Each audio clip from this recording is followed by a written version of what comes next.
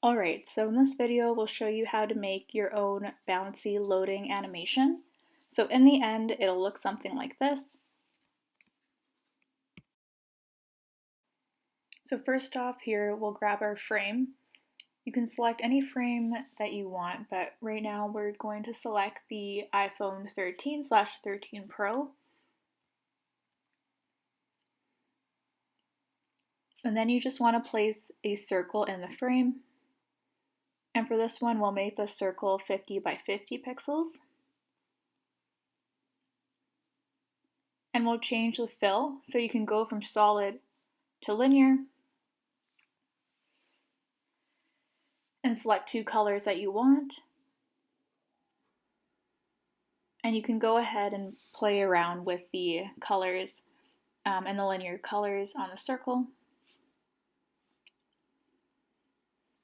Then we'll take that circle and put it in the middle of the frame. And using our top arrow key, we'll just nudge it so it's slightly out of the frame.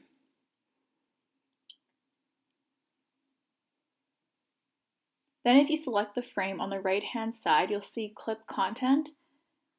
If you deselect that, you'll see the things that are nudged out of the frame. And if you click clip content, then it'll get rid of anything that's outside of the frame.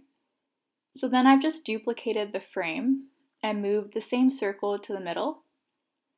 And we'll duplicate it again. And this time we'll blow up that circle.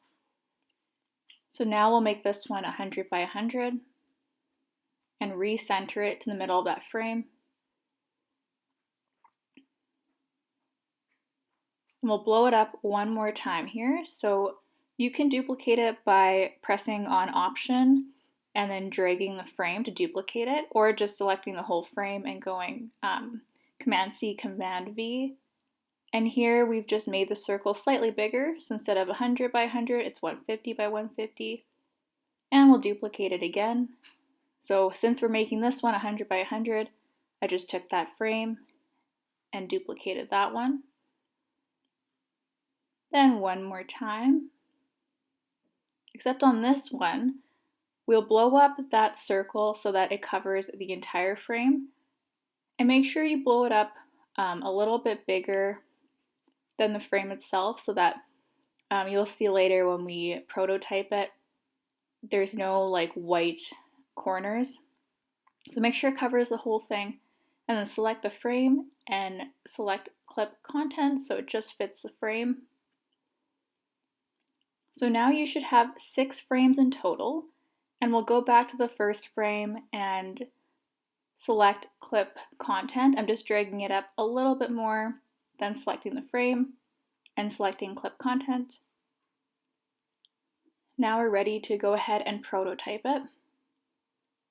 So we go ahead and select prototype and select the first frame and drag it to the second frame. So here we're going to choose after delay. So what this basically means is that without clicking or dragging or anything, that first screen will go to the second screen after 800 milliseconds. And then you want to select Smart Animate and the Bouncy setting, and that will be 800 milliseconds as well.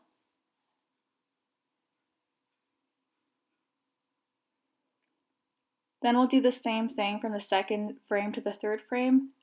Select after delay. But here I'll put 1 millisecond. So you can play around with the settings here to make them slower or faster. But it's still Smart Animate Bouncy in 800 milliseconds for that effect.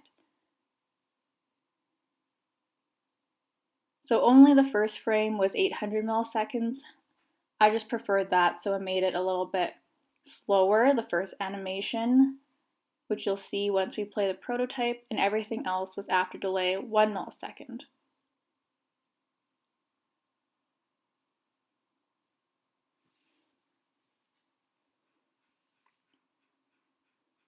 And if you go ahead and play it,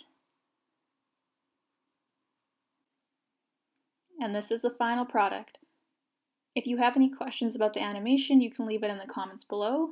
Thanks for watching.